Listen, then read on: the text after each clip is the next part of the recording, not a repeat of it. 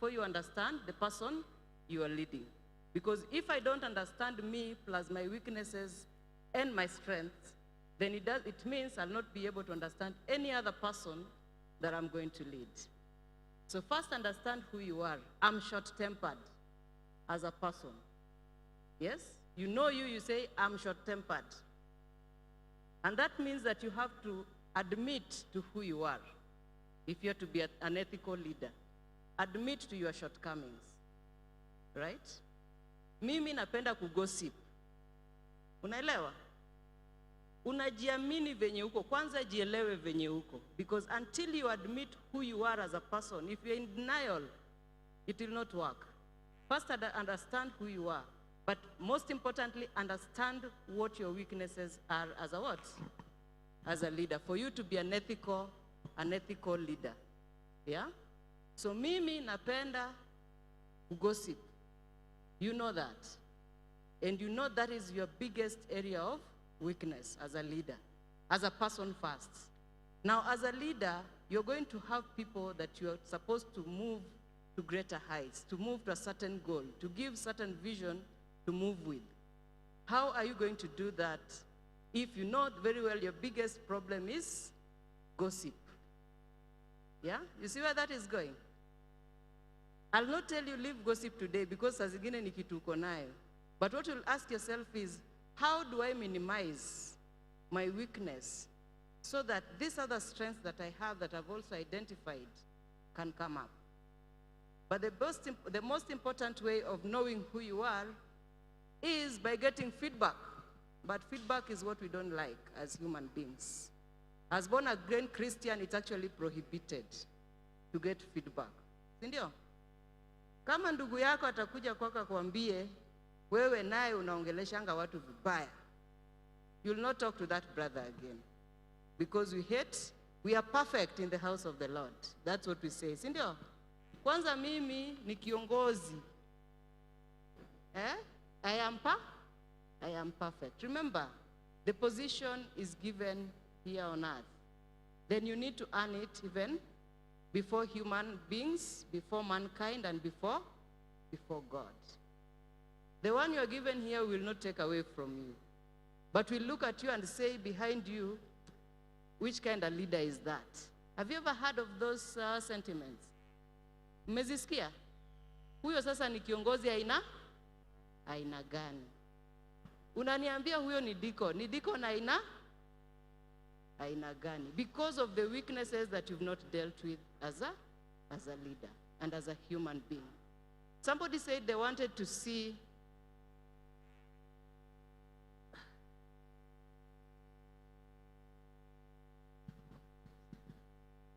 give me 1 minute so that I go back to my slide. I've been talking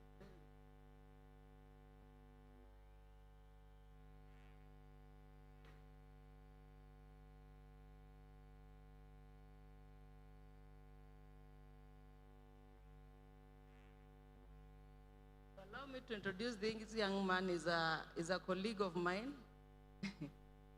And I believe I'm a leader because I've called him today from where he was in his house. I believe he was busy, but in the last 20 minutes, he's managed to bring me this, set it up so smoothly. Asante sana. I'm Nelson Ibacha. Thank you. We can give him a round of applause. Anything you want to do? So mine will be simple on leadership, but ethical leadership. So as somebody had said earlier, leadership is the ability to influence others with or without authority. We have those who lead without a position. And this person, we've seen them before. We've seen them in our political arena. We've seen them amongst us, even here in church. This is just somebody who has followership. People just follow them, right? You lead even without position, without being told you are so and so, you are this, you are that. You just have people who follow you, free of charge, because of the qualities that you try to show. The ability to help people achieve other things they don't think are possible. That is another definition. You are able to make people achieve things that they did not know they would be able to achieve. That is a mark of a great leader. Why do I say that? If, for example, I was failing in my area of operation, I will take here in church. I've been given a ministry, and I'm not able to do it. I am the leader, yes, but everybody else is seeing I'm struggling. The other leaders who are also given the same positions are busy talking about it. And you as a leader who is not even in that ministry decides to come up and just pick me up and tell me, okay, Elder, I'm thinking that you are given this, but I'm thinking 1, 2, 3 things can be done to make it better. If I'm a good leader, I would listen. And if I take that to the next level, it's called mentorship. If I'm able to take that to the next level and achieve the task that I was given, then that shows that you are a good leader as well.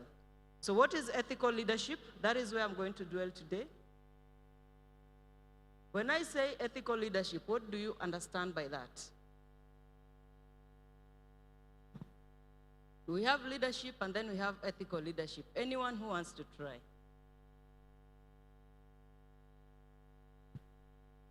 A leader who is leading with a lot of ethics. What do you understand by that?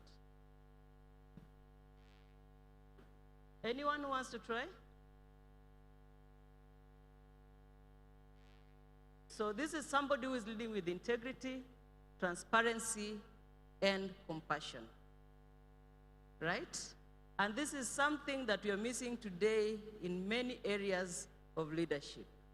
The first one being the integrity bit. Yes? What do we understand by the term integrity?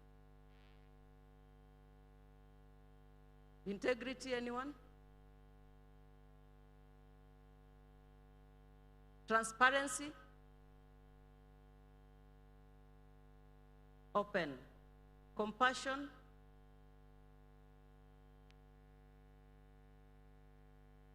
Yes, speak up. Someone who shows empathy. That is a leader who is leading with compassion.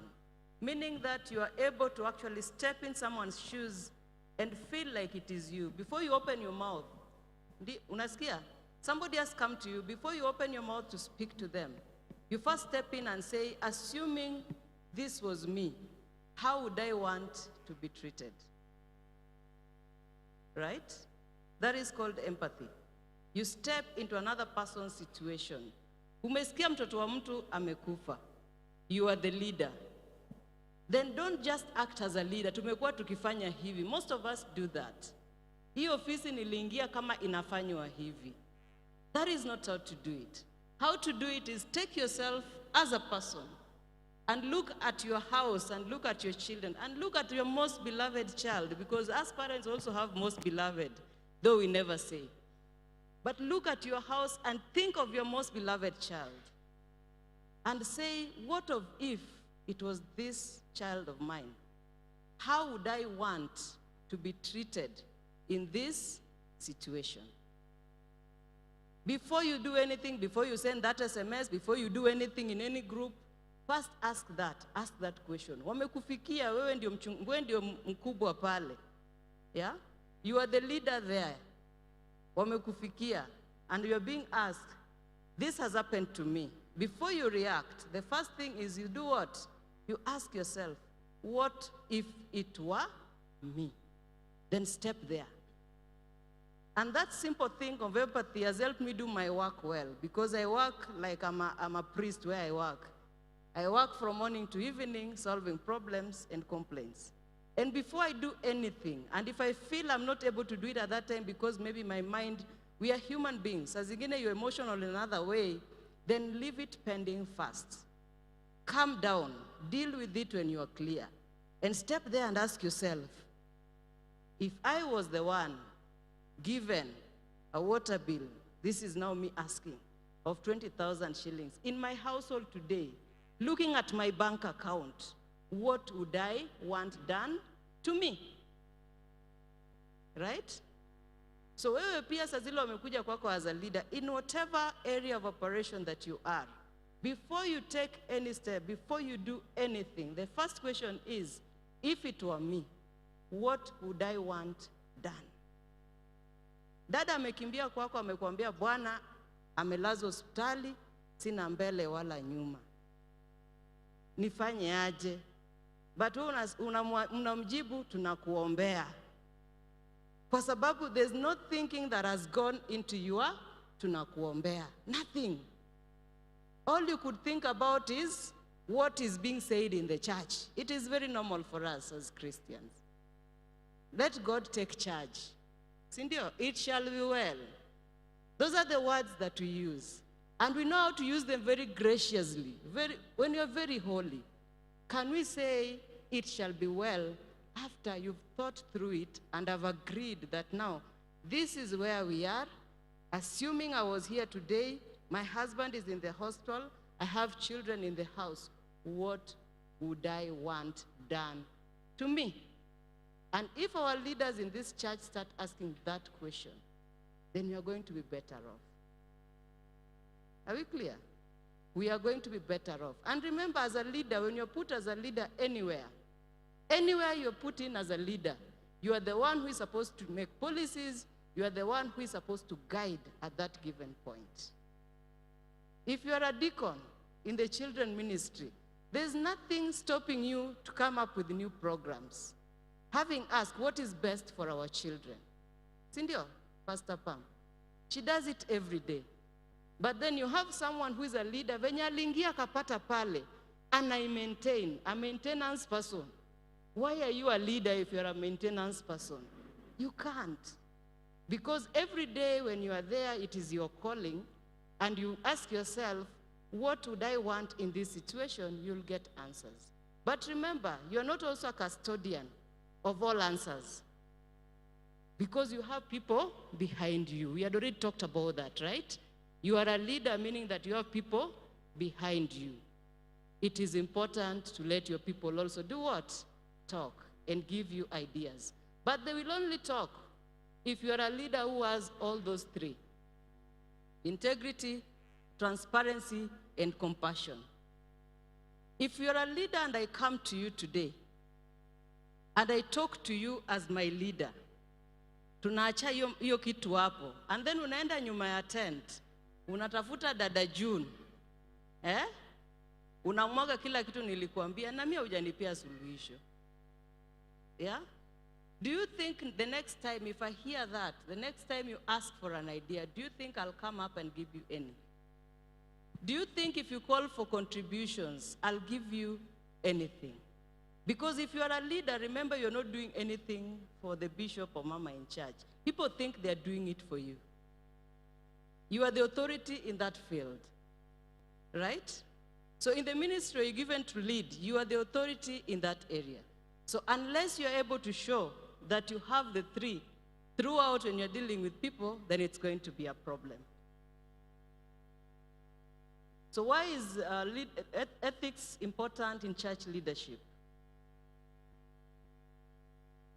Ethical leadership fosters trust and reflects Christ's teachings. Indio, that is one. And we even have biblical foundation, but I'll not go into that.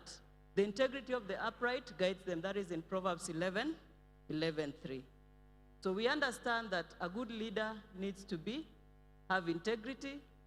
You be beyond reproach. And that means that you're not only going to live as such in the church, you're going to take those teachings and make them part of you. Remember, I said you have to work hard on this for you to be a leader. It's not something you do today and you forget. It's not something you'll come and pretend here in church for 3 hours and you go. You need to make sure this is part and parcel of who you are. You must live it. And as I said, somebody asked in these notes that we put here, how do I become a good leader even in my household? It gets worse in the household as parents, because you're a leader there without you knowing you're a leader. There are men who are leaders in their houses without knowing they're leaders. There are women who are leaders in their households without knowing they're leaders. Because remember, a leader is an influencer. That person who influences people around them. Without you knowing, that bad fruit you're putting in your household will come to bite you tomorrow. Then tomorrow we have children that we cannot manage. And then you start asking, I don't even know what happened. Sisters, pray for me. But remember, you are a leader from when this child was born. You are influencing this child. Yeah? You've influenced the child mpaka we mwenyewe sahi unaanza kulia. But that is exactly who you are. And as I said earlier, go back and understand. Just take a step behind and be truthful with yourself and understand and ask yourself, what are my weaknesses? As a person, what are my weaknesses? As a person, what are my strengths? What are those things that come naturally to me that are good? Those are the things you want to work on and ensure that they grow. Those are the things you want to cultivate on every day that you walk. But the ones that you found are your weaknesses, you find ways and means of trying to minimize them. So why is ethics central to leadership? We had agreed that process of a leader influences. So if you have ethics, then you're able to influence because people will judge you based on the values that you give out there.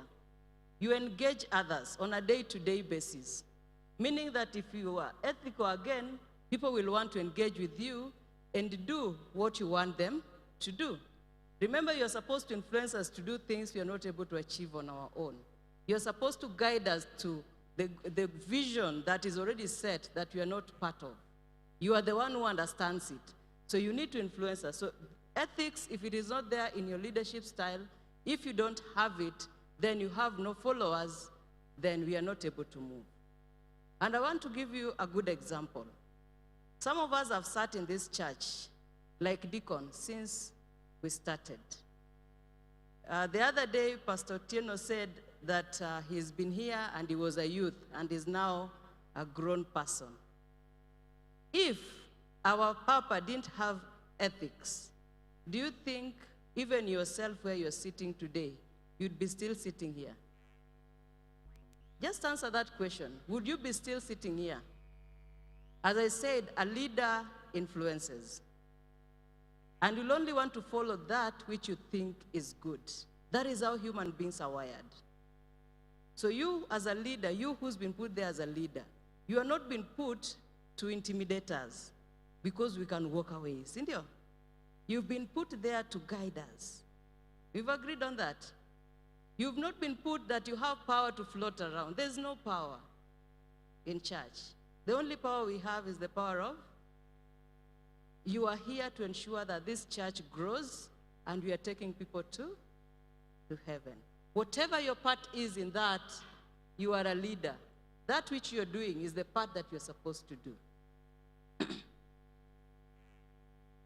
So to influence, you need to add value by finding out what is important to those you lead. So you need to know the people you are leading and understand what is important to them. Without understanding that, then really there's nothing much you'll be able to do. To influence, you need to share stories and examples. And this you've seen even during preachings. You've seen a pastor or a bishop come and tell you their past.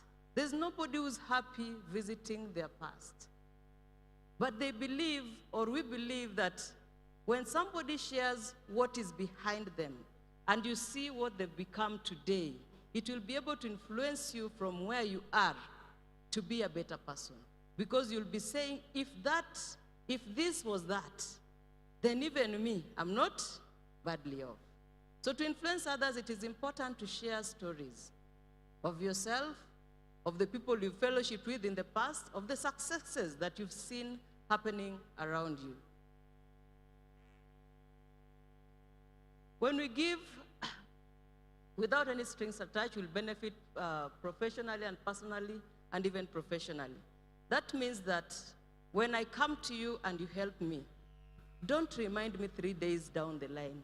Unakumbuka hata juzi ulikuja kwangu nikakupatia. If you want to influence me, give me wholeheartedly.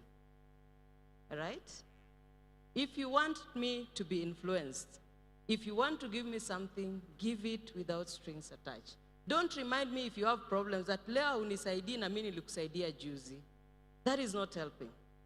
Because I'll start saying, when you gave me so that you remind me. Nobody likes to be reminded that you were so low at a certain point that I had to come to your aid. Nobody likes to be reminded. If you help anybody today, kuwa mtoto wa Mungu, msaidie tu na uende za. There's no need of going to tell ABCD about it. It is even biblical. We are told that whatever your right hand does, your left should not know. So just give, no strings attached. Very important, remember names. There are those of us who say, I just can't remember names. Find a formula. It doesn't matter. Because every person you call by name feel important. Yes? If someone calls you by name in a crowd, you feel, they know me. They value me. If you're a leader of your HBF, and you're able to call somebody by their name, and they were not coming to the HBF, and you don't go to them, why are you not coming? And you go with a lot of love, and you have the name crammed, and you go and tell, hey, sister so-and-so, imekuwa long we've not fellowshipped. You're supposed to have come. What has happened? And with the genuine concern. You know, there's zile za, Bwana sifiwe dada, how are you? Praise God. And we fellowship for 30 minutes.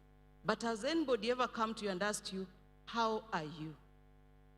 If you ask that question twice, how really are you? You'll find 3 of us crying, 3/4 of us crying. If I'm to ask you that question genuinely, like it is supposed to be asked, you'll find yourself crying. Because we are all carrying something. But you see, we come to church, we are coming to fellowship, but nobody really asks, how are you? Nakutana na Dajun pale na mwambia, you look smart. Yes? Uko salama, Bwana asifiwe, amen, tuingie tuombe. Tukimaliza, mi pia naenda, bye. But do you go as a leader and ask the people you are with, how are you genuinely? The people, I'm told that those who smile a lot are the worst. They're the ones who go through the toughest pain and nobody will ever know about it. You look at them, they're very neat, they're very, wana smiling, and you'll never hear that they have problems. But that person can die smiling. So we are told as a leader, you need to get, not only to know them by names, but to really understand who they are. Yes? We need to understand who they are so that you're able to add value to their lives. Remember, as a leader, you don't have all the answers. But just listening, 3/4 of the problems will be solved. Listening. And that is a skill that we all need to learn. Because not everybody else understands or knows how to listen. When children are born, we are taught how to walk. We are taught how to talk. In fact, ukisema r, ukisema l, mama nakwambia r. Ukitembea kidogo unaambiwa ta ta ta. But one thing that is very critical for our livelihood that we're never taught is the art of listening. Really listening. Yeah? Kusikia bila kukua na answer. You know, before somebody finishes telling you the problem, you already want to respond. You get that? Not listening, because you're listening to do what? To respond. So are we able to try and get that skill right? Just to listen to someone, it will help them even solve 3/4. If you listen really well, you'll be able to solve 3/4 of those problems. Strengths. Most of us as leaders, when we are put into places, we want to be seen as the ones doing it all. You can never do it all. My friend, if you're able to do it all, then you should not be on earth. Yes? So you have been given a team to work with. Understand, number one, what are their strengths? What are their weaknesses? Where can so-and-so come in handy? And the moment you understand that as a leader, then it will be easier because you'll not be carrying the burden alone. And give them their flowers as well. We like taking, it's human nature. But we say if you become a leader, take the back seat a bit. Give others space. You're already there. What else can they do? What are their strengths? What is it that they're able to bring to the table? Whenever you're talking encouragement, don't start from the negative. Many of us, our conversation starts from the negative. And all of us, as I've said, we have something that we are carrying. If you always start from the negative, mmekataa kuleta, mmefanya nini, nyinyi pia mnasumbua. then I say, mi na mashida zangu, I think this is not the place for me to be. And you'll form WhatsApp group, and we'll be in that WhatsApp group, 100 of us, and you'll have 2 of your followers speaking. And the rest, 98 of us, will be quiet. Because you are not saying anything positive to make us respond to you. You are not giving us what we expect from you. Remember, by the time you're creating a group and you're adding me and I'm accepting to join, there's something I have, an expectation. Right? We all have what? That if it is not met, then I say, this is not the place for me to be. So can you go back and understand, what is it that when these people joined this group, what were their expectations? What is it that we're not doing right? What can we do right to make all of them participate? We have already talked about understanding self, right? Before you're able to serve others. We've talked about understanding what others go through.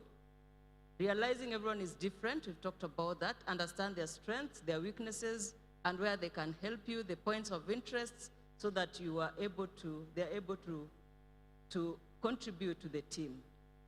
Help others. I have learned when we are first to offer assistance and aid, we begin connect in such a way that our relationship allows us to grow. Now, if you are a leader and you're seeing somebody struggling, if you come to their aid before they come to you, they will trust you more. Sindio? They will be able to trust you more. So as a leader, your role is to actually understand what's happening. You see the way a woman is in the house. You don't need to tell me you're sick. I'll wake up in the morning and look at everybody else and ask you, what is wrong with you? Without you telling me you're sick. If I want to wait until my child tells me I'm hungry and a child cannot speak, is still an infant, then the child will die of hunger. And that is leadership. So a woman, you've learned this from a child who is, you're able to take care of the needs of somebody who's not talking. As a leader also, in that group where people are not talking, when you meet these people and they are not talking still, find out. You're able to look at them and discern and understand, what is it that I'm able to do? But you're only able to do that when you become honest with yourself and you become honest with the process. Then we have principles of ethical leadership. And we are going to talk about the 5. These are things that you must do for you to be an ethical leader. The first one is respect. You can never do anything without that. Is it true?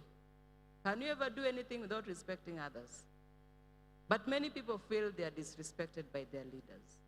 But in turn, the leaders expect to be respected. Remember, you can only receive that which you give.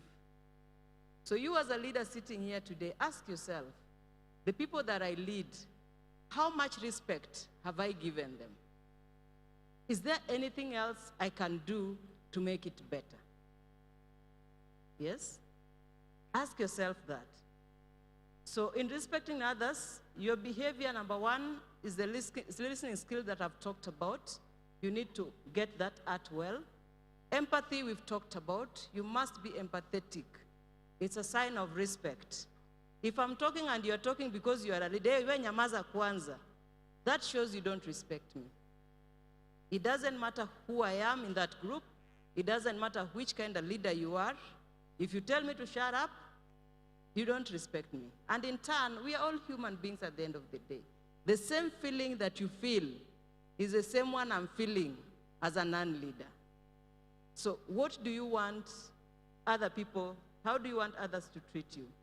Tolerating opposing viewpoint. As I said earlier, you are not the custodian of knowledge. People have different strengths and weaknesses. Just look through and understand who can be of help at this given juncture. And God didn't create us that way by mistake. Yes? God created us that way because, number 1, we are social beings, that we are able to interact, yes, and complement each other. Where I am weak, somebody else will be strong. Where somebody else is weak, then that will be my strength.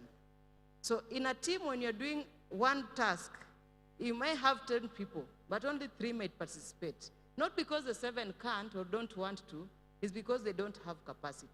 But you'll only know the 3 that are going to participate if you try to understand the people that you have in your team. So the leader should treat other people's values and decisions with respect. You allow others to be themselves with creative wants and desires.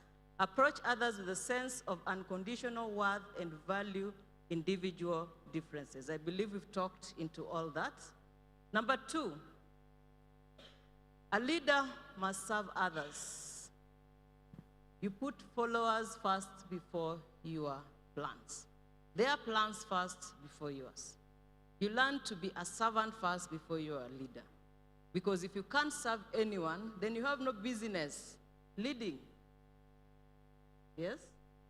If you can't be of service to anyone, you have no business leading. Because as a leader, you have to be a mentor to your team. Make them into what you think they can be. He explained it very well, what is leadership.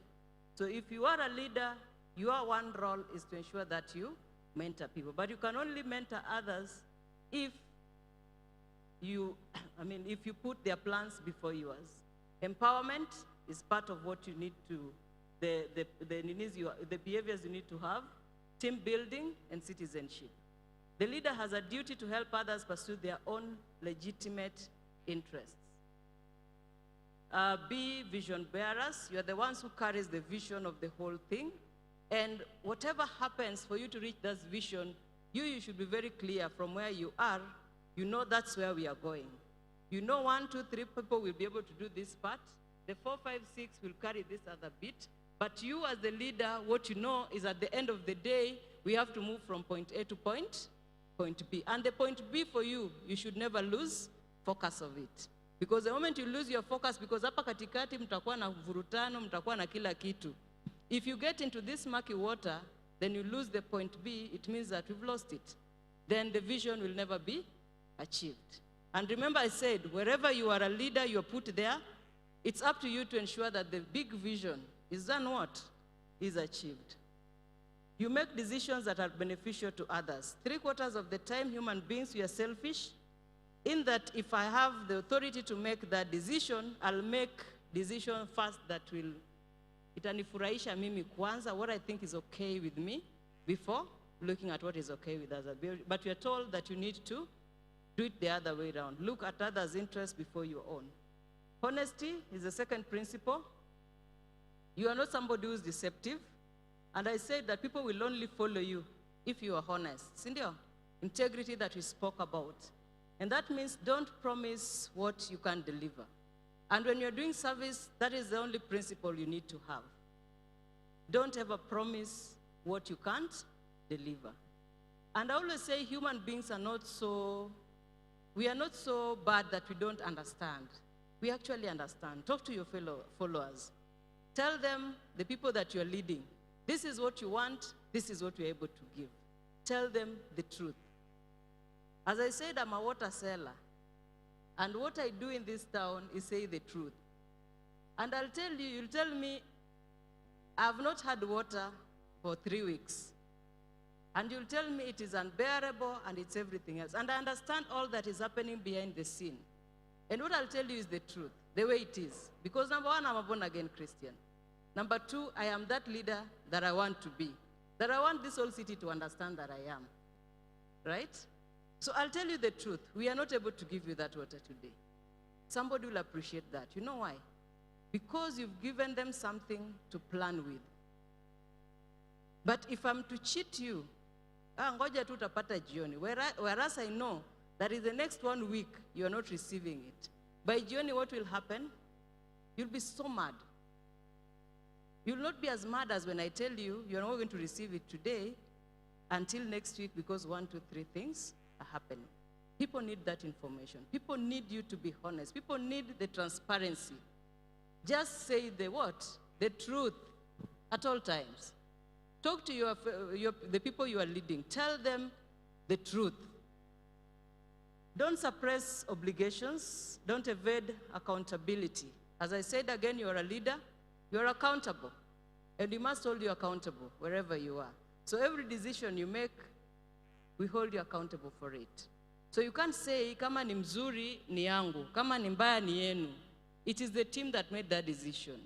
As a leader, if it is bad, it is yours. If it is good, it is ours. Sindio? If it is good, give the team their flowers. If it is bad, take responsibility. Oh, nimeongea nao kwa WhatsApp wameshindwa kucontribute. What are you telling us? You have not been able to deliver. And what I'm asking today is, why? That is what we are asking here with ethics. Because if you are an ethical leader, then you'd have understood what is happening from the beginning. You'd have understood why you are not able to deliver what you've been given to deliver.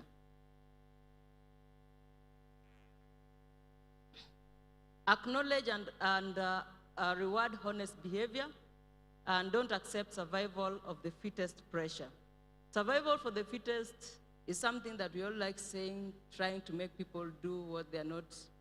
Okay, what it brings to you on the table, if you go under that, it means that you'll do anything possible to achieve your goals. But remember, we said at the end of the day, you're going to remain a what? Ethical leader. So you try to avoid those pressures so that you don't cut corners, because it is very easy to cut corners. Again, justice, I believe I've talked more about this. Builds community.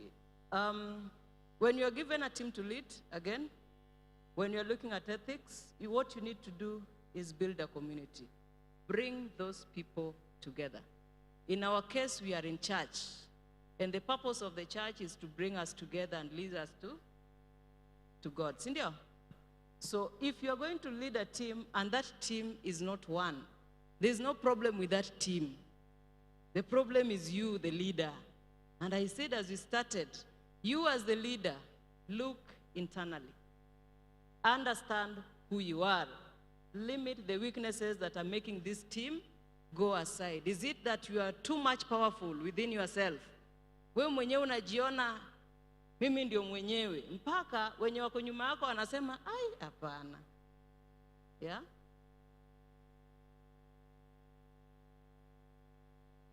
Don't force or ignore others.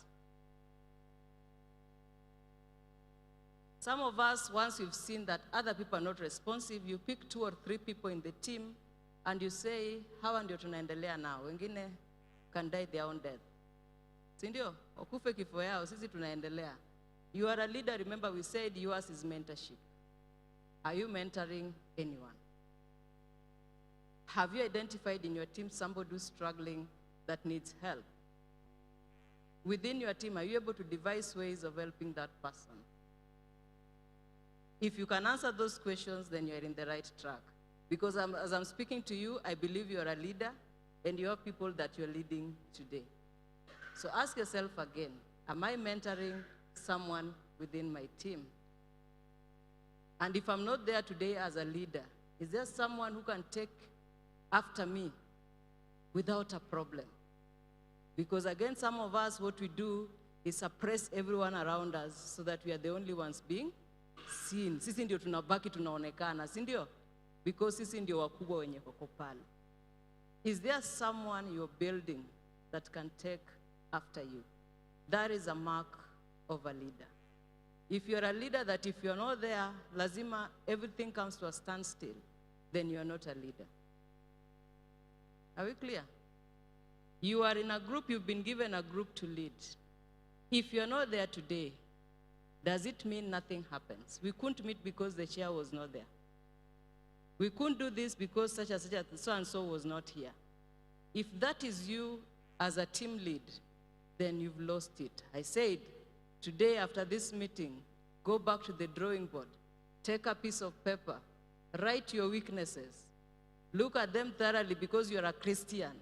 And before you do that, kwanza go into prayer. Omba kwanza, ambia Mungu, just allow me to see who I am. And who you are, if you want to know who you are, you can even go and ask. In a light way, in your household, where you know hautapigwa sana, but sema leo sitakasirika, because wengine wenu pia tukiambiwa ukweli tunafanya nini? Tunafanya nini? Bwana akikwambia wewe unapenda kununa sana, unakasiri, you are a leader in church na wewe ndio unakun. Unajua kukun. Wewe ndio una fume kushinda kila mtu kwa hiyo team. Ukiambiwa tu kidogo, you stop talking to everyone. Go back. Tell your spouse, I want the truth today.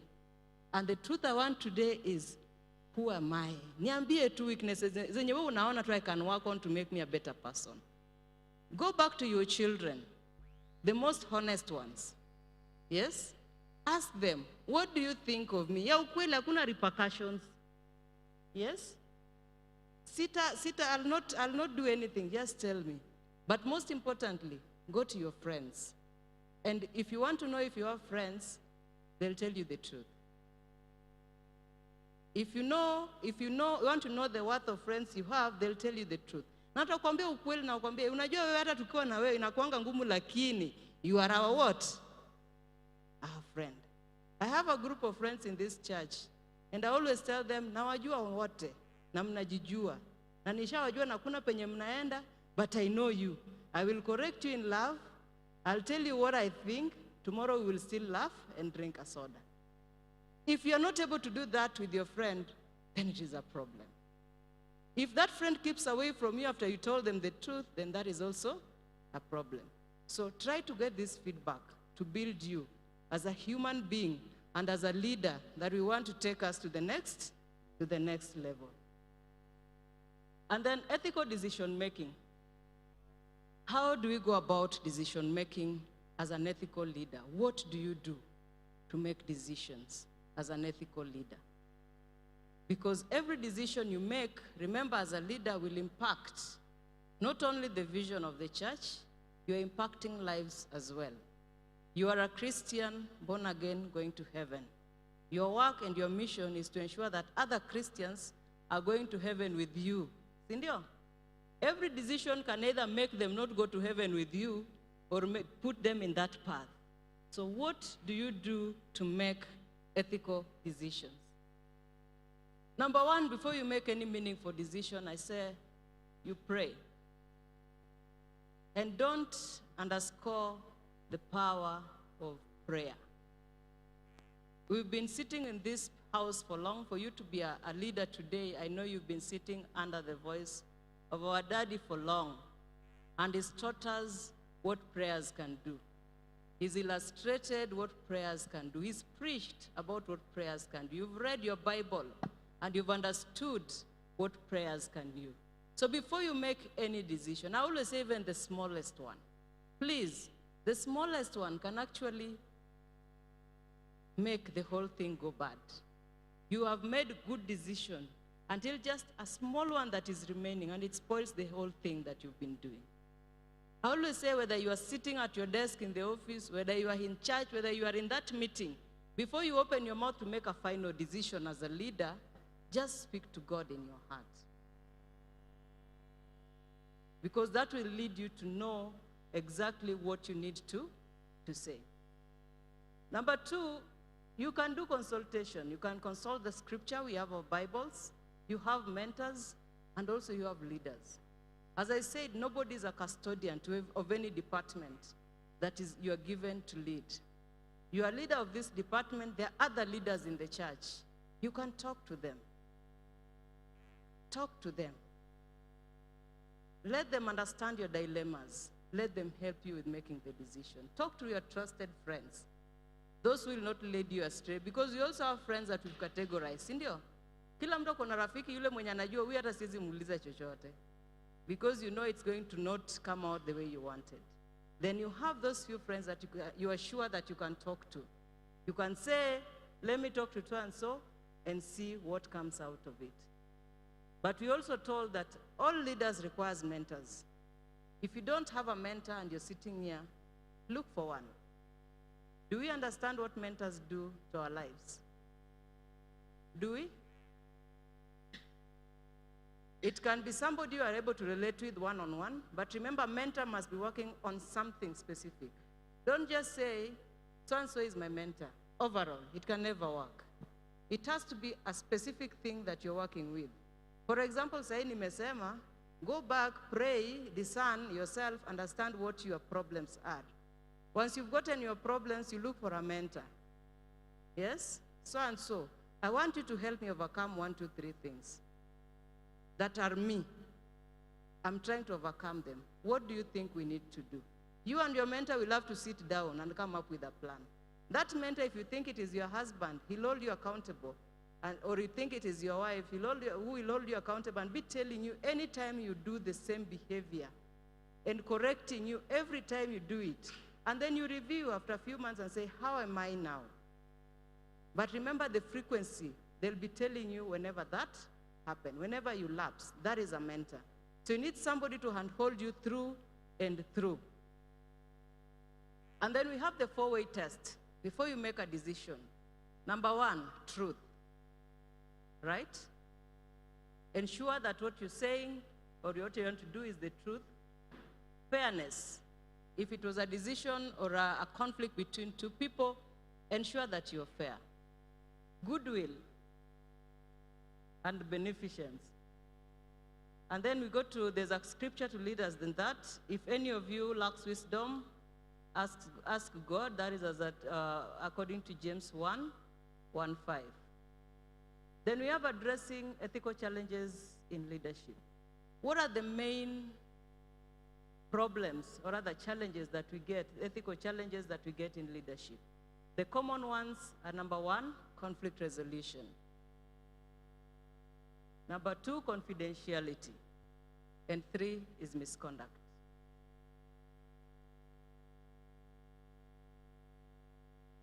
So I want us to go do a simple test on the second one. The case example. Pastor, you've been told that a staff member, Brother Wekesa Pale, ndiye anachukuanga sadaka, is managing funds in church. The person who's telling you is somebody you trust. How do you handle that? Because that will give us the cause to either put you as an ethical leader or not.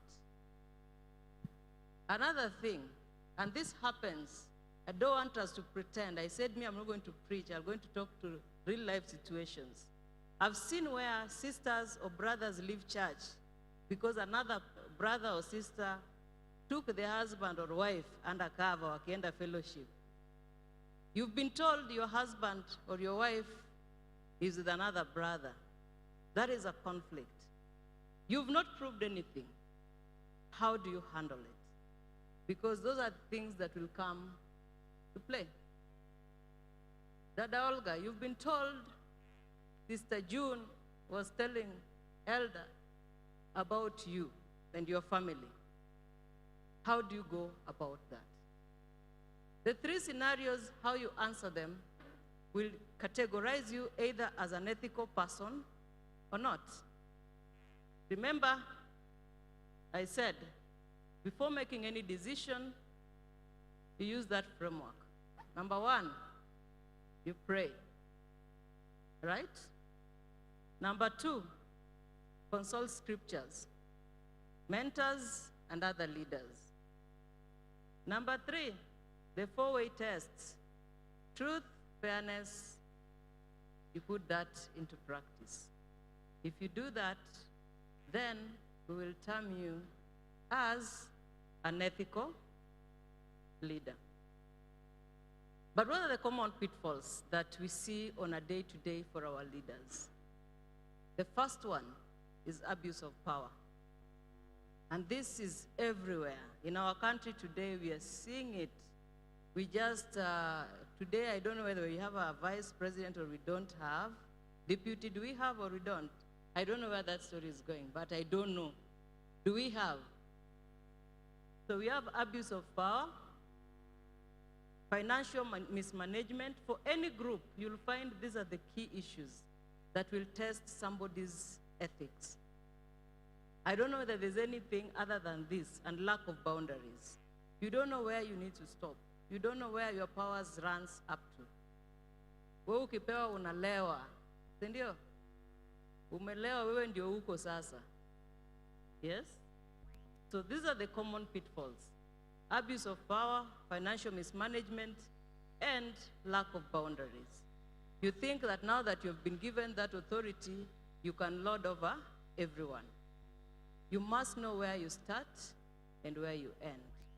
I said you go and ask people what they think, how they are, you get to know them. But if they don't want you in that space, they know where you need to reach, right? If I've given you something in confidence, know that it is in confidence. Some of us hate people that did nothing to us. As leaders, within the people you are leading, you hate somebody and they've never done anything to you. They've never even talked to you. Leave alone say hi. You've never even greeted them, but you hate them. You know why? Because somebody came and told you about them. Now unamsaidia kumchukia. Sindio? That becomes a problem. As a leader, we said, you be fair. Fairness is, me what I do, you tell me something about someone that is negative, and I'm zero chills. I'll go to them directly and ask them, I heard this about you. Is it true? And it's important to look at their reaction at that given point. You'll be shocked. And I'm the worst person to gossip with because I don't know how to gossip. Because you'll gossip with me, and I'll go to that person and ask, I was being told this about you. How is that? How did you even manage to do that? And you'll be shocked who was saying. And then they'll start clarifying things. And the fact that I was courageous enough to go to that person and ask them. And when I get the right thing, I'll go back to you who was gossiping and tell you, know what? You got this wrong. Who told you this information? So as a leader, how do you lead your people? Because we are human beings. Talking is normal for us. We are social beings. Those things will happen. But how do you handle them when they happen?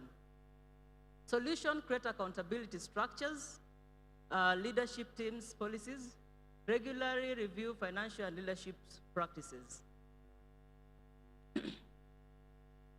So, as I'm winding up, ethical leadership is central to church integrity and trust. Today we are all sitting here, myself included, because our leader, Daddy and Mommy, have shown us that it is important to be, it is possible to lead with a lot of ethics. I've been here in this church for a long time, I think about 21 years or so. And in that period, I've seen pastors and bishops come and go. And I've heard people talk about other preachers anywhere. You've seen them in the television, you've seen them everywhere, you read them everywhere about ethical conduct. The reason why you are sitting here today, I can tell you for a fact, is not because of anything else. It's because of the way we've been led in this church. The ethics bit, the values bit. You follow that which you believe in, even if you don't have it yourself. You get that? If your leader is an ethical leader, utamfuata hata kama wewe mwenyewe hauko ethical, because that is what you admire. So can we look at ourselves and say, this is what we are all admiring? Can we change ourselves around to be able to give that to the people that we are also leading? The next steps, we've agreed on that. So that's all I had for today. Asanteni sana.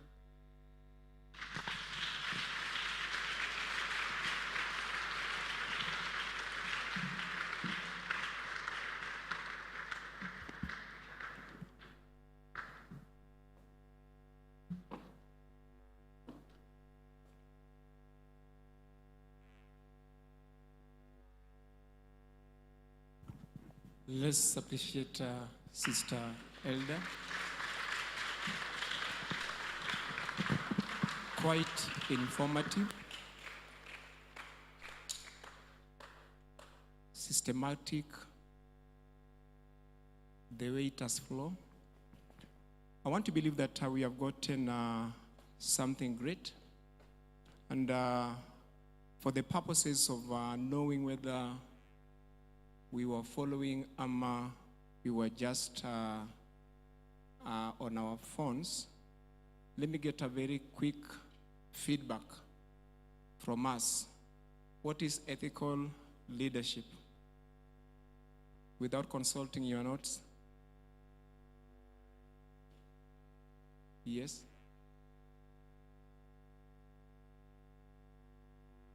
One with integrity. Let me ask this.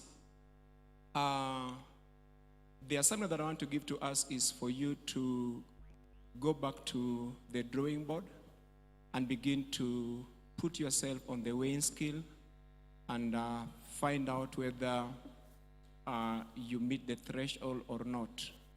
At times, it's always important for us to be able just to take a stock of ourselves in relation to the information that you have received, so that even as we go about our leadership, we are able to, having worked on ourselves, we don't expose ourselves much. So I believe that the information that you have received is a wake-up call for all of us to do some work on ourselves, so that we are able to do the kind of leaders that God desires us to be. Thank you so much, Sister Eldah, for that, taking us through that. And I believe that the women here, you need to know that you have resource persons in the house. So in the next Women of Influence Conference, I want to ask that please don't have it a session of preaching and preaching and preaching. Let's have this resource person coming to educate us, because we need to be empowered. Bishop does most of the preaching here, and I think one of the things that I've also realized is that we really need to work on our conferences schedule, so that as people come, we are able to empower them. So let's not, and this for the leaders, let's not crowd our meetings with preaching. Let's have these kind of sessions where we can sit down and systematically we are taken through and we are able to understand what we are able to do. Scripture is very clear that through strength the just shall prevail, and knowledge is our strength. So once again, thank you, Sister Eldah, for allowing yourself to accept our invitation and sacrificing your time to come and just take us through this.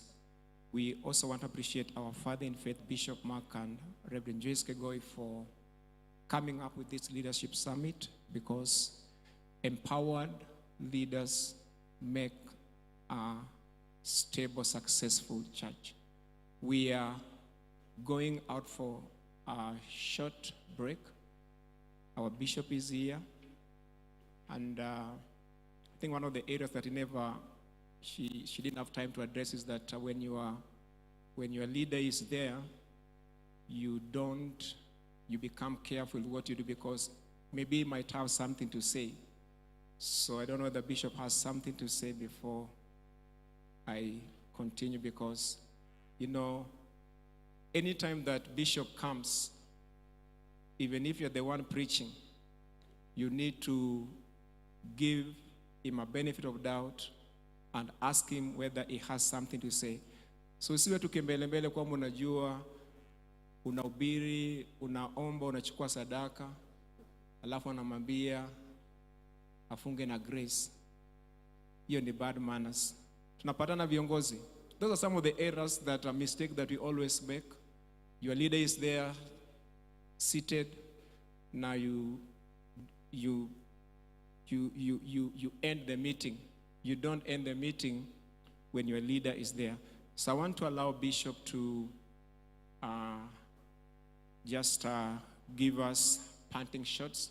Then you're going to take a break. But again, if he wants to continue, he is free to do that. Karibu, Bishop.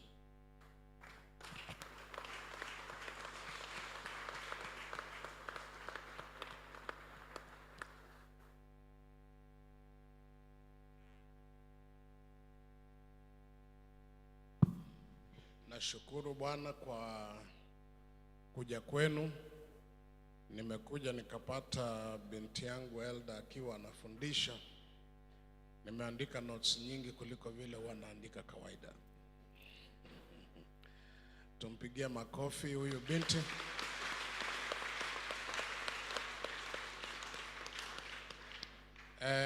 Jambo moja ambalo lazima tufahamu ni kwamba tumekuja hapa ili sio tu kufundishwa, bali wewe mwenyewe kujiweka katika nafasi ambayo utatiwa changamoto. If you cannot be challenged, then it is not easy to learn. In this life, God has designed it that we should learn from each other. And the whole reason of our summit is to show you that God is raising you. Bwana pewe sifa. How many people before today you knew Sister Eldah? All right. How many people didn't know that she's a preacher or a teacher? How many didn't know? Binti, unaona hakuna mtu anajua wewe ulikuwa na nguvu namna hiyo. But you see, that's what a father does. A father will pick somebody from a place that they are not known and elevate them so that they are exposed. And for us to raise leaders in our time is for us to identify your potential, that you are now given opportunity to maximize that potential. Not all of us are called to be preachers. And not all of us are called to be in the marketplace only. But whatever gift God has given unto you, that gift is as important as the gift of a prophet, is as important as the gift of an apostle, is as important as the gift of a pastor. And you can only exercise those gifts in the groups that the Lord has appointed you. How do we grow giftings? We grow giftings by exposing you to various levels of ministry and how you lead others in that small group. Because including all the pastors we have, including me, I didn't wake up one day and I began to preach. My preaching ministry began when I was sitting in a cold prison cell and I had given my life to Jesus, and I realized that everybody was crying because of the pain they are going through in whichever way. And it seemed like there was no comforter. There's nobody to give them a word of encouragement. And so, with my little knowledge, actually there was no real knowledge of the Bible, I woke up, stood up in that cell, and I told everybody to keep quiet. And I began to talk from a scripture. I remember the scripture that I read is where Jesus said, I will not leave you or forsake you. I just saw it and it touched me, and I realized that that can be an encouragement to somebody. I will not leave you or forsake you. And from that moment, I set up time. Every time we go to the cell, because we were in the cells most of the day, and there is a time, especially in the evenings when people are cool, I would now open the scriptures, just read it through. I wasn't even preaching. Just open the Bible and we read the book of Matthew chapter 5. Blessed are those who have a clean heart. Blessed, blessed, blessed. And I finish and I pray. And through that, I began to realize that I can actually preach.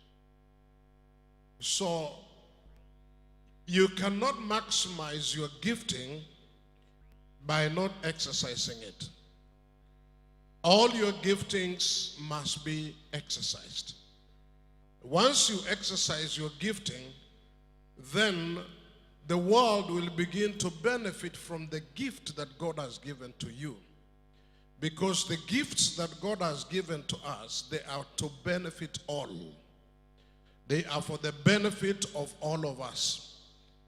And so, you that have been appointed by the Holy Spirit to be in that position of leadership, you are there for one reason. You are there so that you have an opportunity to exercise the gift in you. As you are given a position, a platform, either in the praise and worship team or in the women group or youth group or whichever group you are in, there is something valuable in you. Something so powerful that can change the world. A person like Pastor David, he was an usher. And he was an usher for years. I knew what he carried, but I kept him as an usher for many years. Not 2 years, not 3 years, more than 10 years. Now, there are things that God allows in your life to test your resilience, to test your patience, to test your endurance, to test your capacity, and to build your knowledge base. So as God builds up your knowledge, sometimes you may not know what you carry, but because you've been there consistently, that consistency is bearing something in your life. Something is changing in you. The only disaster comes when you are not able to know how far God has brought you. And every time you must evaluate yourself. I've always told you that when I was about 5-6 years, I loved to walk with my grandfather. And there's a time he would touch me or like this, touch my head. I came to realize that a time came when he could not touch my head with a straight hand, so he could touch me like this. Then I realized, oh, okay, something is happening. Then I began kujipima. Nikamwambia, unakumbuka grandpa, wakati ule nilikuwa hapa hivi, sasa nimefika hapa. Mimi nakujua kesho nitakuwa hapa hivi. You know, because now I'm interested in growth. I want to grow. And anybody who really desires the best in life must have evaluations. You must have a way to evaluate your growth rates. If you don't evaluate your growth rate, then you find yourself, you have overgrown and you have never built up the capacity or exercised the capacity that should make you relevant in the level that you are in. So I appreciate all you that have come, and let's appreciate my daughter one more time for that time.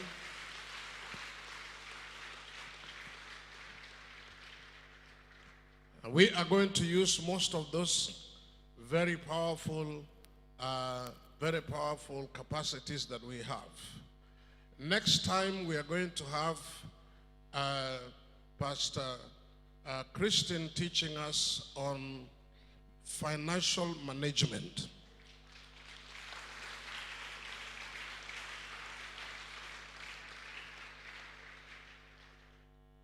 You think I don't know that you have that knowledge and capacity? So next time you're going to take the podium. And it's in this conference. You know, I don't have to tell you early. I just have to tell you, prepare tomorrow, you're going to do this. That's how I train my people. Praise God. Bwana Yesu asifiwe.